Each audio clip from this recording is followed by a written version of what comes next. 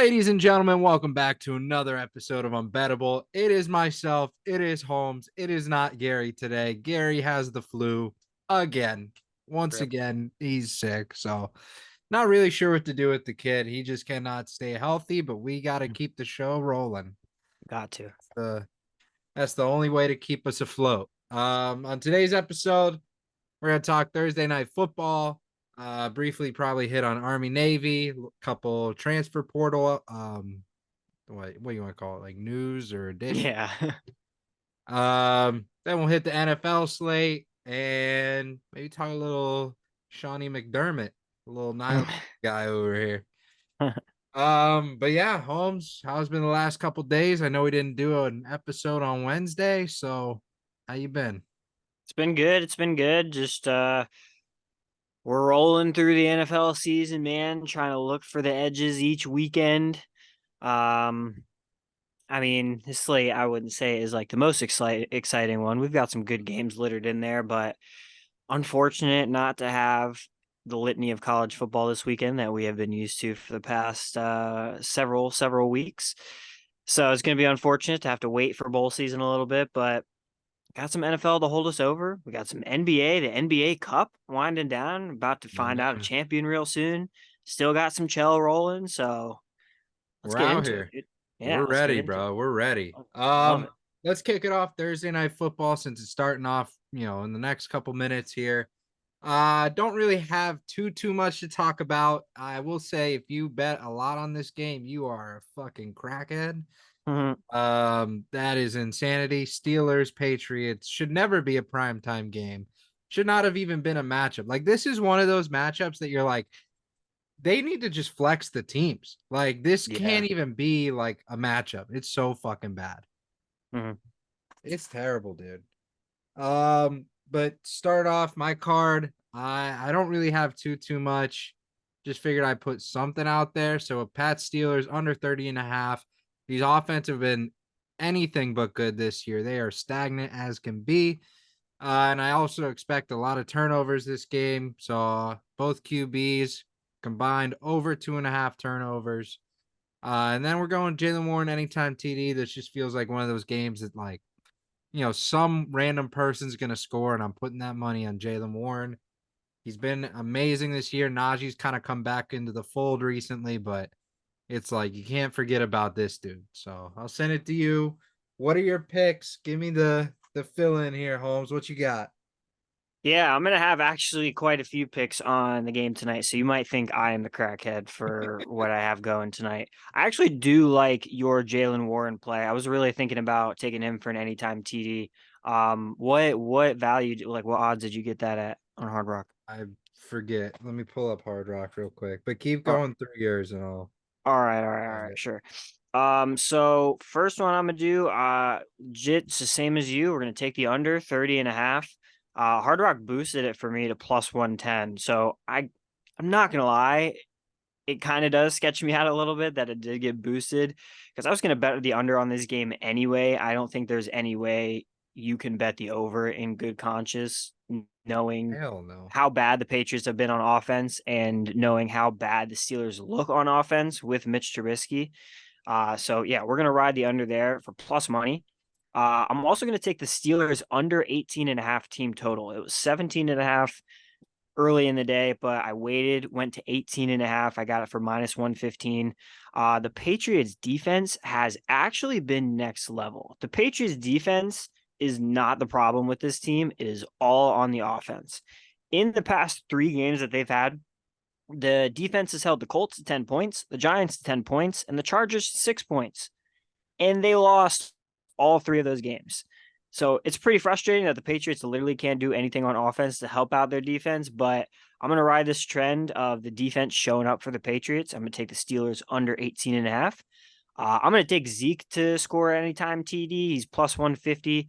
I just think he is going to be utilized very heavy in goal to go scenarios. And he is going to be, I feel like, the most likely chance for the Patriots to actually get a score on the board tonight. And then I am going to take two-way parlays. The first one being a receptions parlay with Pat Fryermuth over 2.5 and Zeke Elliott over 2.5. Pat's just been hot with the Steelers, getting a lot of targets. and Zeke Elliott has, I think he got 4 in the last game after Ramondre went out for the Patriots. So I think he's going to be looked to a lot tonight in the check down game. So we're going to take over 2.5 for both those guys for plus 185. And then for plus 145, we're taking both QBs to throw a pick tonight.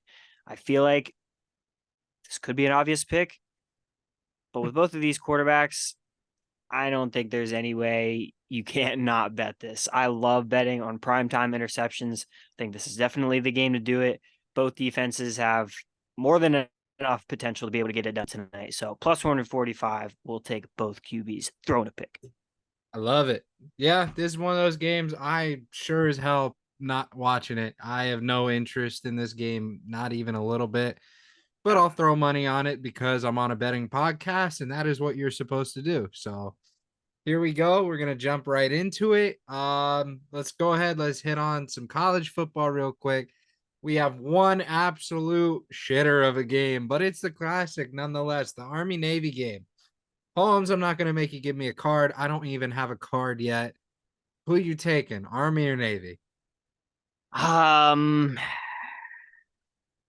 God, this game, it's a classic under scenario. Everybody should probably be just betting the under on this game, but I am actually going to take Army. Army hasn't looked half bad this year in certain games, and they beat ranked Air Force 23-3. So I'm just going to lean toward the team that beat the ranked Service Academy over Navy that has not beaten the ranked Service Academy.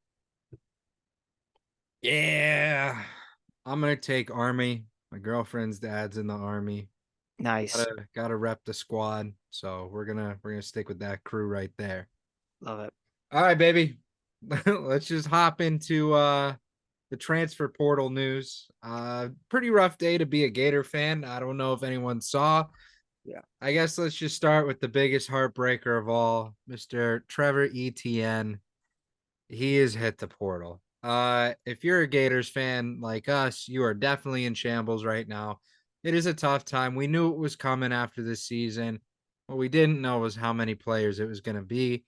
And it sure as shit has been hurting us so far. So, Trevor Etienne, you've been an absolute baller. You will be missed. I was heartbroken to see the announcement, but damn, man, like this is a tough point right here. Yeah. Yeah, it really, really sucks for us to lose a player of this caliber that is so electric in the backfield, and everybody knows it. I think everybody knows it, unfortunately, except for Billy Napier, because he continues to have ETN splitting carries with Montrell Johnson. So stupid. And that is definitely what's getting him frustrated because he has more than enough talent to be the premier back. He's showcased it in the 2 years that he's been here. He is electric when he touches the ball. And the fact that he didn't get more touches and that Montrell, I guess, is sticking around. They have Treyon Webb behind him, who is actually a very, very nice piece to be able to come in next year and maybe take over the backfield role. And then you also have the Coastal Carolina transfer from this year that ripped up his ACL in fall practice, Cam Carroll. Mm-hmm. He's going to be coming back next year likely as well because he had that injured year. So I kind of understand it. He wants to be able to go to a place where not only he's going to have a great shot at winning, where but also he's going to have the chance to be the lead back, the number one guy. He's going to have eyes on him as the premier back, and that's just only going to elevate his draft stock.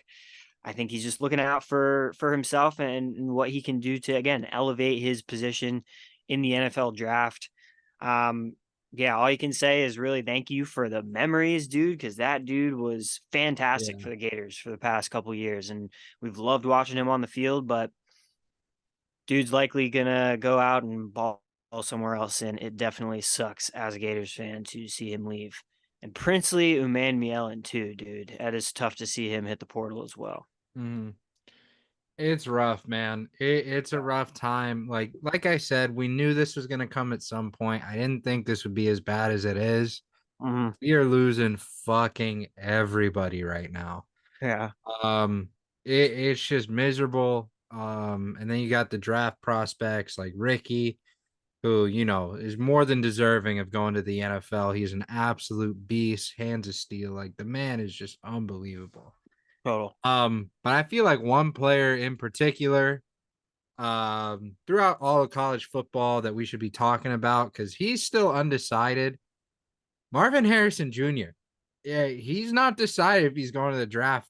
He could be a potential number one pick, Yep. depending on who gets that top spot. If it's Chicago, it could go wide receiver. I don't know what's happening yet, but there's a good chance Marvin Harrison sticks around for the mere fact that he has not beat Michigan yet.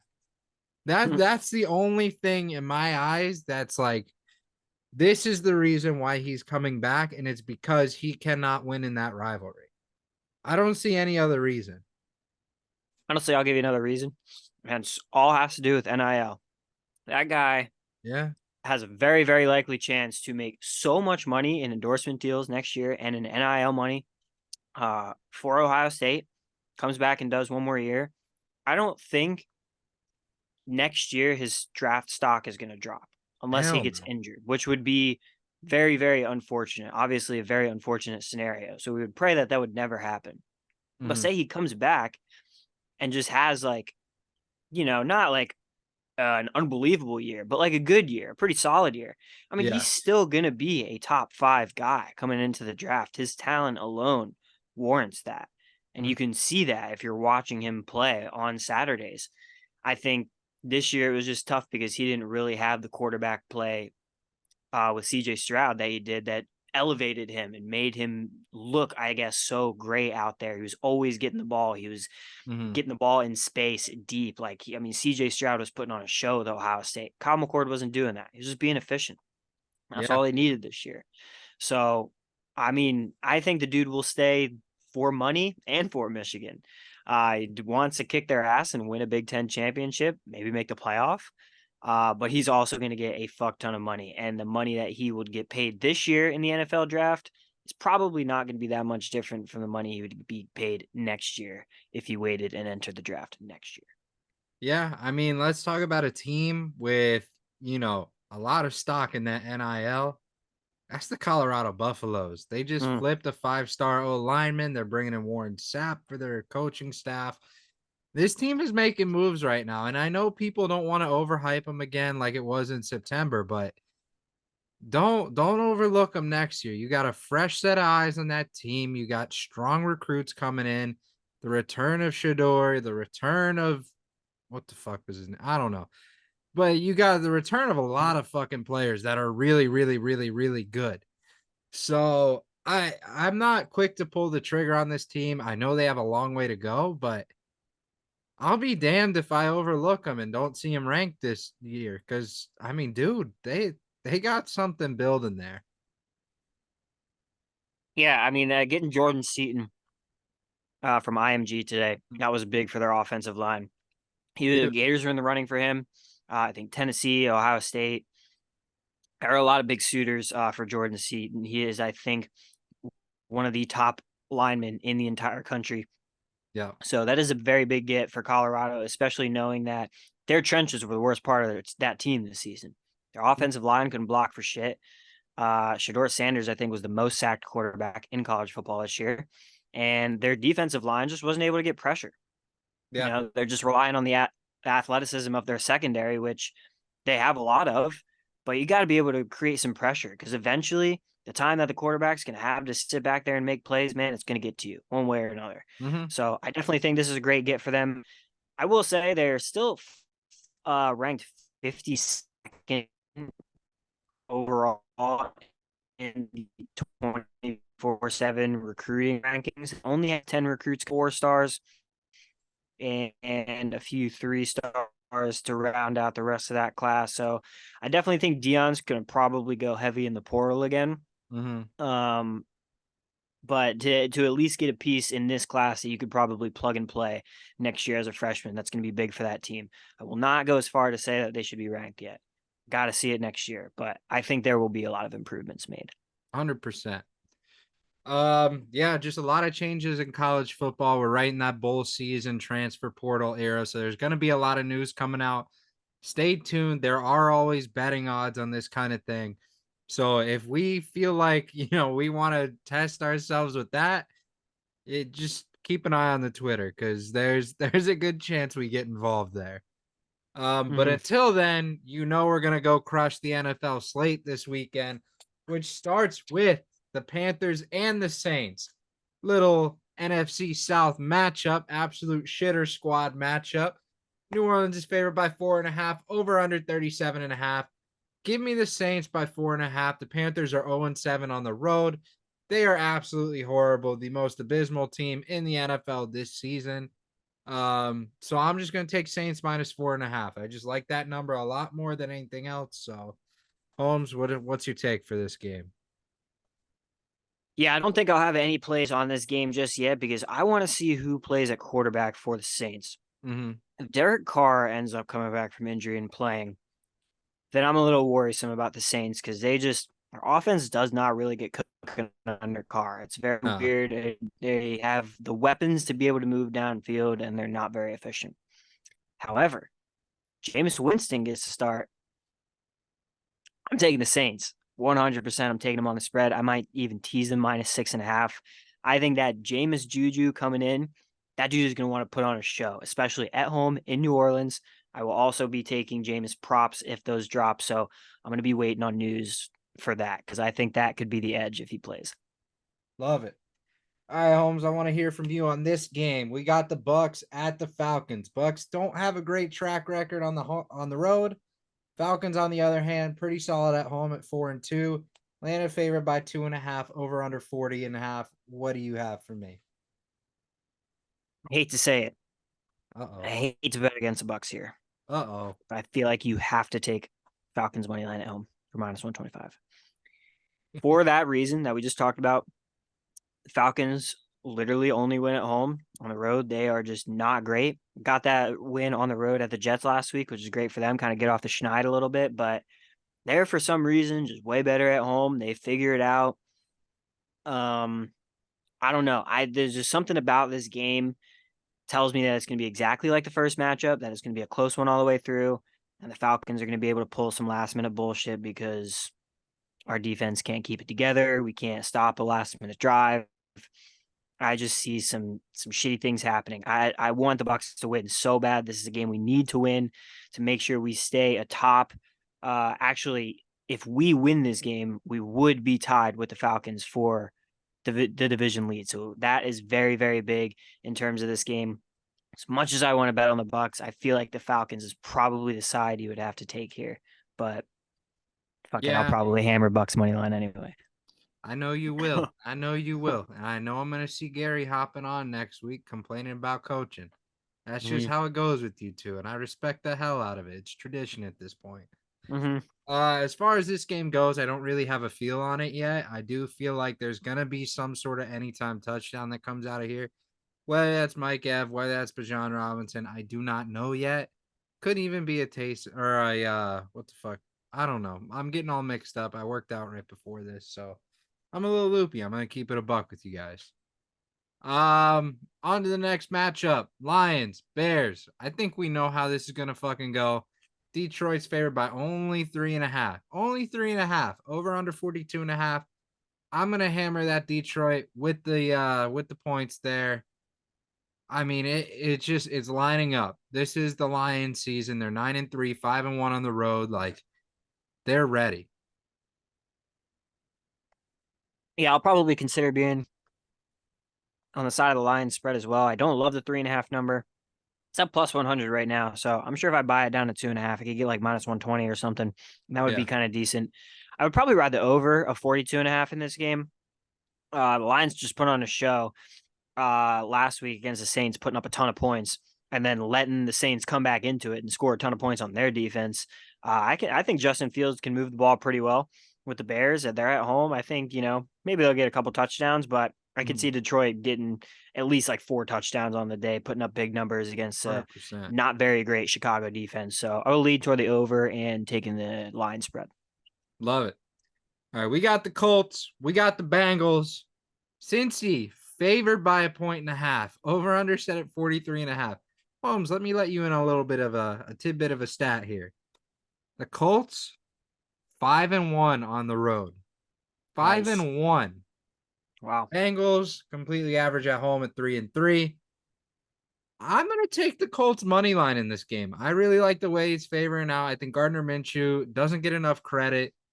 We saw that the Bengals were pretty explosive last week, but at the same time, I don't trust that offense to continue to do that. It's just too much up and down without Joe Burrow back there behind center. So I'm going to take the Colts money line, especially when this game's basically a pick 'em.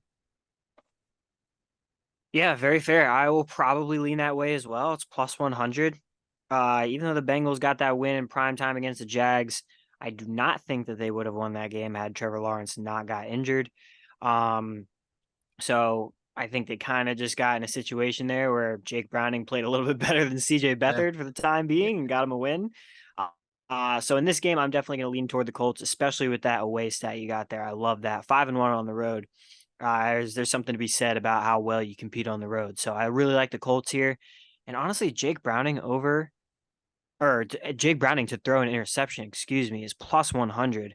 I might take that because the Colts defense, as kind of sorry as they were in the beginning of the season, they have been playing decently well in the past few weeks. I could see Jake Browning coming back to earth a little bit after that win last week, throwing a pick in this one. So I'll consider that for plus money. Love it. On to the Jags actually. So I know we just talked about, their matchup last week, but the Jags take on the Browns. Mhm. Cleveland's favored by 3, over under 32.5. That feels a little bit low to me. I may take the over on that. The Jags are a prolific offensive team. We know they can put up points. And despite the fact that the Browns have no quarterback with the pulse, they still find a way to do it. So I Mhm. may take the over in this game. Not really sure how I'm feeling just yet on that, but it's going to be a battle. We know the Jags are 5-0 on the road. We've been keeping track of that stat all year. Browns 5-1 at home. So this is really going to be a head-to-head absolute gritty battle. I'm very excited to watch it, but I kind of want your take. Where are you leaning in this game? This was kind of a tough one. I really hate the Jags without Trevor Lawrence or CJ Beathard Mhm. at the helm. I didn't think Joe Flacco was that bad last week. I think the Rams defense just got the better of him a little bit in his first week back in game action, like what, a couple of years. Mhm. I think maybe give him a little bit of time. I might actually lean toward the under in this game. I know it's low at 31.5, but I think they're kind of begging you to take the over here. I don't see the Jags moving the ball down the field at all, man. Like, I don't think Beathard's going to get it done. I think this is the chance for the Browns defense actually to feast because they've been getting exposed the past couple of weeks. We've been talking about how good that defense is, and they've been getting some points put up on their ass. I think this is the week at home. They got to think about just going ham on CJ Beathard, putting all the pressure on him to actually try and beat them because I don't think he's going to be able to do it.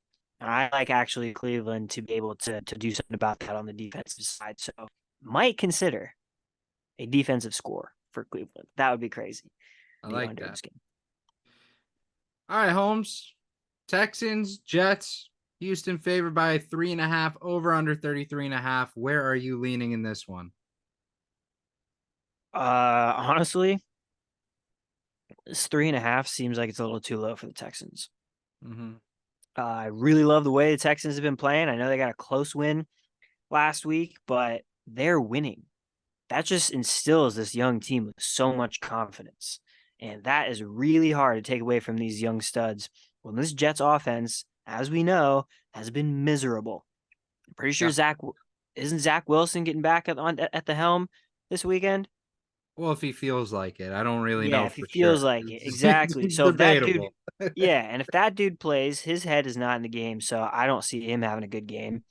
If you put in any other backup, I don't think they're going to be really any better. So I think you got to ride the Texans here, even though they're on the road. They've been showing up.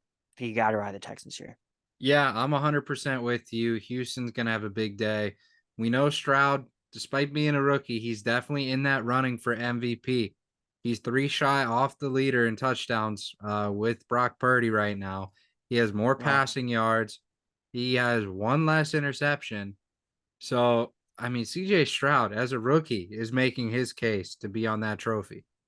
Hmm. So I'm gonna lean towards Houston this game. I just don't trust the Jets at all. I am a little biased as a Dolphins fan, but doesn't really matter. But the next game, Rams, Ravens. We know the Ravens are an absolute wagon at home. They're favored by 7.5. Over under set at 39.5. I feel like this is a game that you should be hammering the over. 39.5 does feel a little bit low. We know the Rams have those offensive pieces. We do know that the Ravens put up a lot of points each week. I'm gonna take the over in this game. I don't know that I like that 7.5 number. I'm gonna have to think about it. But Holmes, what are you thinking? Yeah, I'd probably lean toward the over in this game with you as well. Just the Ravens at home. Again, like you said, they are dominant. They put up some points. Their defense plays really well, but I think the Rams can at least move the ball downfield a couple times, get a few scores. I actually really like Keaton Mitchell over 44.5 rushing yards. Uh, he has come on as an explosive weapon for the Ravens out of the backfield. He's so quick. He's so elusive. Mhm. I think they absolutely love this guy. So I see him getting a lot of carries and being able to take advantage of that. As far as the side, I don't really love the 7.5 number either. I see Baltimore winning here at home. Might tease down to -6.5. Let's see what that would be right now. That would be -140. It's a little juicy, but it might be worth it because that 7.5 number, I just hate that with the hook there. Yeah, love it. On to the first game of the afternoon. We got Vikings, we got Raiders, we got the return of Justin Jefferson. It is going to be electric. I'm going to take an anytime touchdown with him. I have him in 3 leagues. I love this man to death. I'm so glad he is back. Uh, Vikings favored by 3, over under 40.5. I may take the over in this game. We know both offenses are solid. Both defense are kind of lacking. But with that being said, I do like Max Crosby for over a half a sack. I think he is due. This Vikings O line is not that great. So I feel like he could have a very, very big day out there. Nice. I like that Max Crosby bet. For me, I'd probably take the Vikings -2.5 here. They're -135. I think the return of Justin Jefferson is going to be pretty huge for that offense. I think it's going to open up a ton of different things for Josh Dobbs on the offensive side. And I don't know. I just think the Raiders' magic isn't really Mm, there anymore. I mean, their quarterback situation is just gross. I don't know what the fuck's happening with that. I think it's still Aiden O'Connell. So that's a guy I'm not placing any of my money in because I don't trust him. Maybe I take Aiden McConnell actually to throw a pick because I like the way that the Vikings defense has been playing. I will look at the odds on that right now. Aiden O'Connell to throw a pick -120, not bad. Will actually consider placing that as well. So Vikings -2.5 and Aiden O'Connell throw pick. love it. We have the MVP frontrunner Brock Purdy and the 9-3 49ers taking on the Seattle Seahawks in Santa Clara. 49ers favored by 10.5, over under set at 46.5. You guys already know what I'm rocking. That's a McCaffrey anytime tutty. We always, always, always take it just for the hell of it. But other than that, I really don't have that much of a read on this game yet. I'm gonna wait a little bit to decide.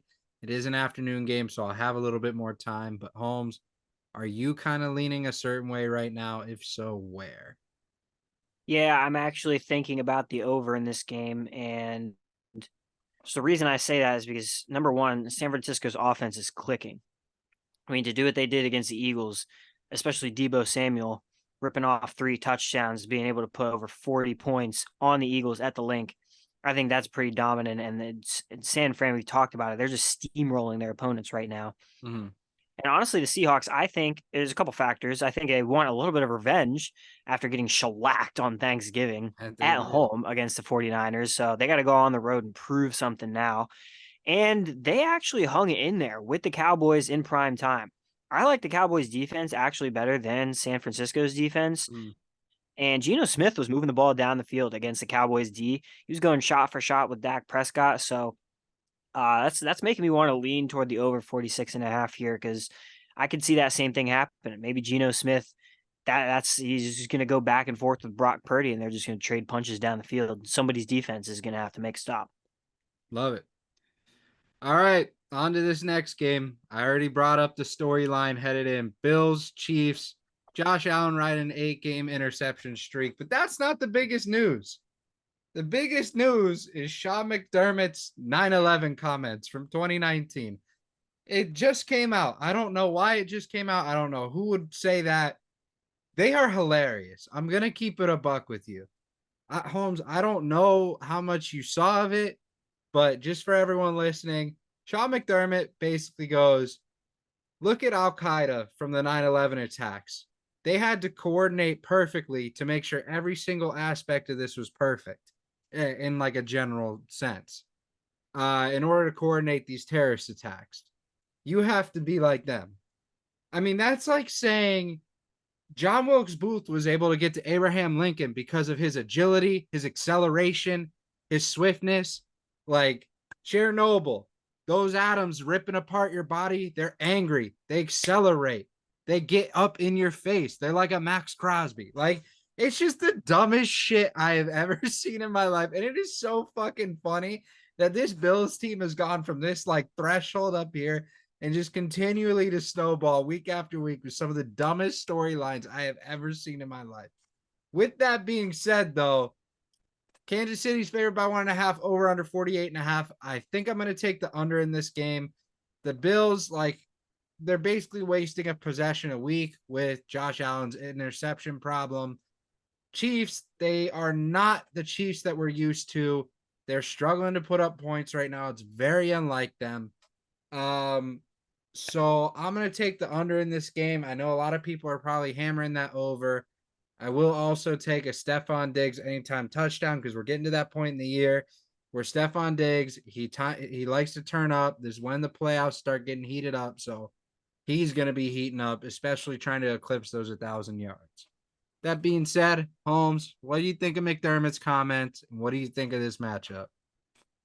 No, man, I'm gonna just keep it a buck. That's some clown comments, bro. I was like, I can't believe you would say that and try to reference that to anything related to football and what your players needed to do to get ready for games. So, Just ridiculous. very poor judgment there from Sean McDermott is what I will say. Mm-hmm. That being said, I will take the Kansas City Chiefs on the money line in this game. They are at home. Sean McDermott's a clown. And big revenge game after they lost last week. So I love it. All right. Let's move to the 425 game. We got the Broncos. We got the Chargers. We got the Chargers favored by 2.5. Over under set at 43.5. I have legitimately no read on the Chargers and even less of a read on the Broncos. I legitimately don't know what I should be doing in this game. I'm hoping you can kind of clear it up for me because I really don't know. to be honest, when I first looked at this line, seems like a trap. Seems like this could be the trap line of the week in the Uh-oh. NFL. Uh-oh. And the reason I say that, I understand that the Chargers are at home. I understand that they won last week. Well, let's keep in mind that they won last week 6-0, okay, against the Patriots. Patriots defense is really good, but Chargers put up 6 points. Like, they got to be able to do a little bit more than that. Justin Herbert didn't have a great game.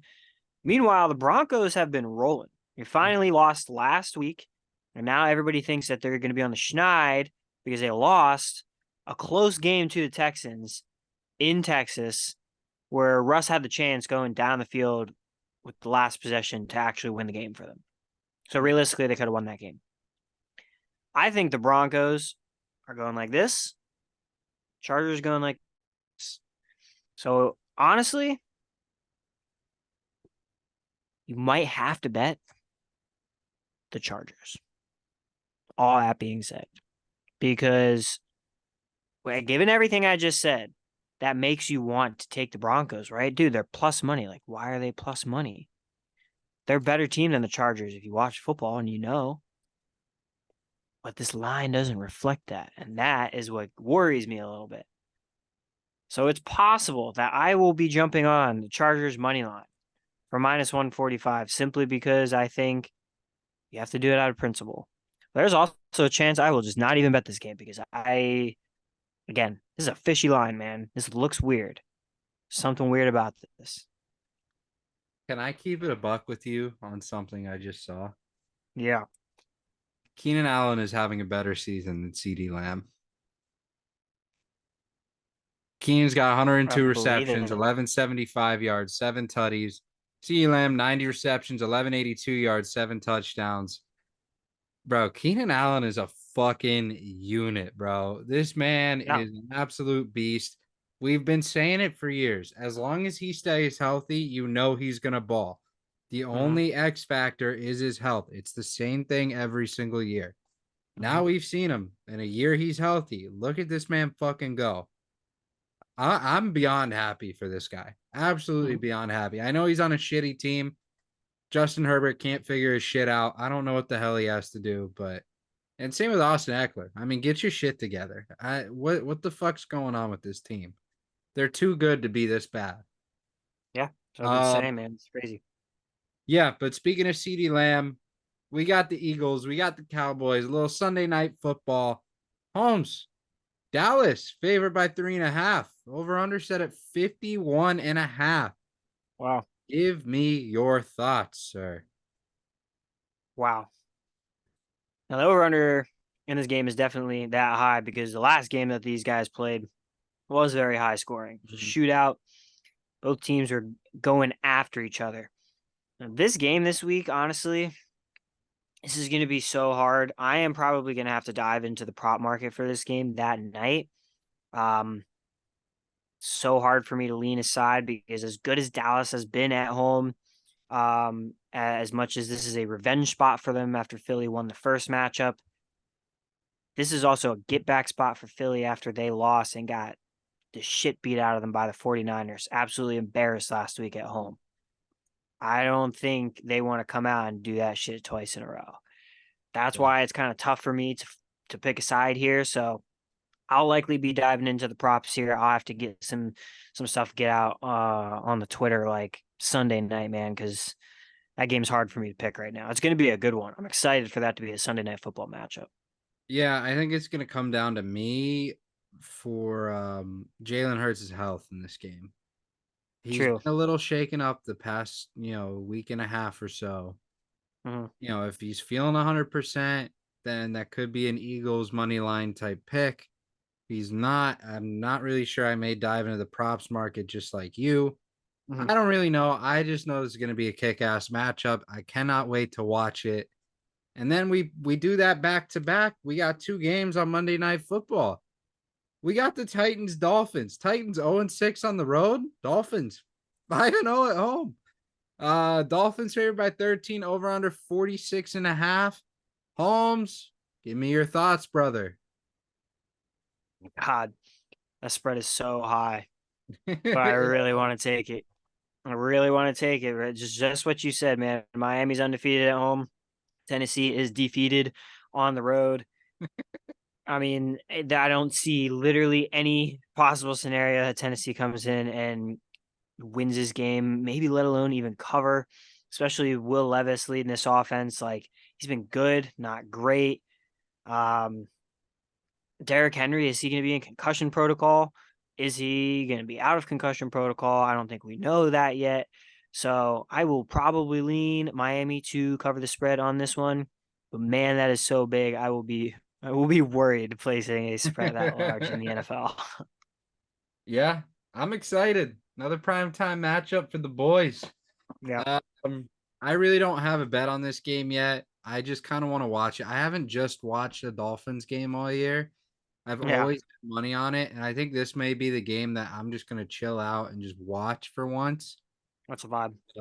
It's overdue. I've been stressing myself out with bets every time I watch. Like now, I just want to enjoy watching the boys play. Mm-hmm. With that being said, I know damn sure I'm not watching this other game. Packers, Giants, the battle of mid. The only thing I gotta say, man, is this the time Jordan Love takes that next step? Is he gonna ball out this game? Green Bay's favored by 6.5, over under 36.5. Holmes, how are you feeling about Love? How are you feeling about this game? I'm honestly feeling pretty good about Jordan Love right now. I think he's finally getting into a rhythm of this offense. starting to figure it out. He's starting to know how and when to pick his spots, especially on different deep shots. And you can see it. He's connecting on him. He's putting some dimes down there for Christian Watson and Romeo Dobbs and even Jalen Reed to go out and get. Like, I think he's commanding that offense pretty well. The defense is showing up too. I just think the Giants are so porous on offense, especially if Tommy DeVito plays again.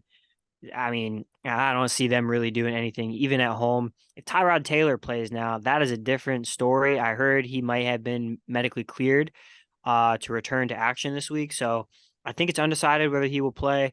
So I might want to wait on that too. But I am probably going to lean Packers -6.5 to cover this because of how well they've been playing.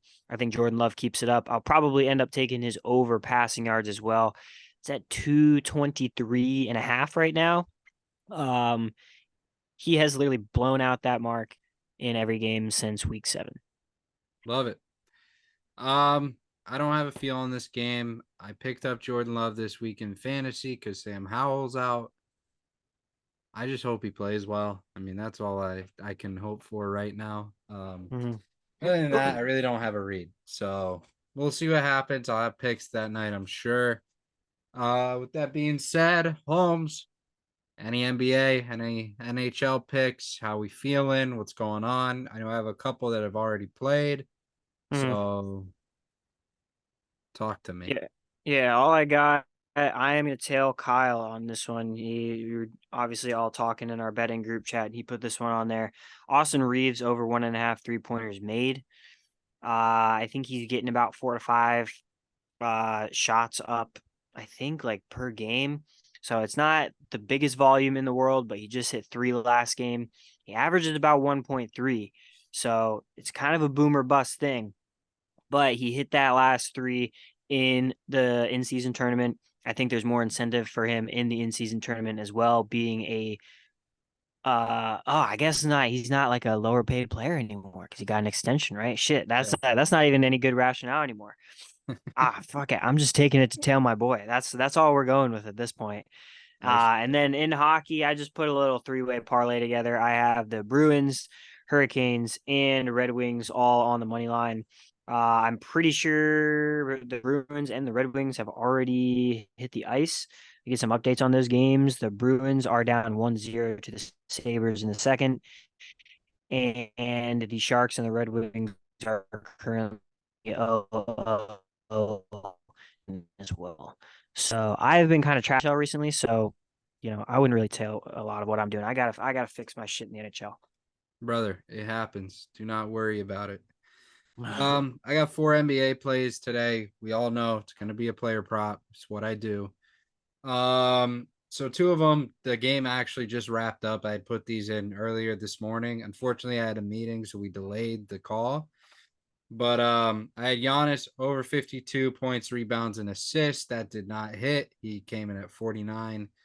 Damn. You hate to see it. Damn. Halliburton over 41 and a half points, rebounds, and assists. He just had an absolutely phenomenal game. 27, 15, and 7. I mean, the dude's unreal right now. Pacers ended up winning. We got Herbert Jones over 10 and a half points. I feel good about Herbie over here. And then I got a little special coming in. CJ McCollum plus LeBron James over 12 and a half assists combined tonight. So those are the 4 plays I have.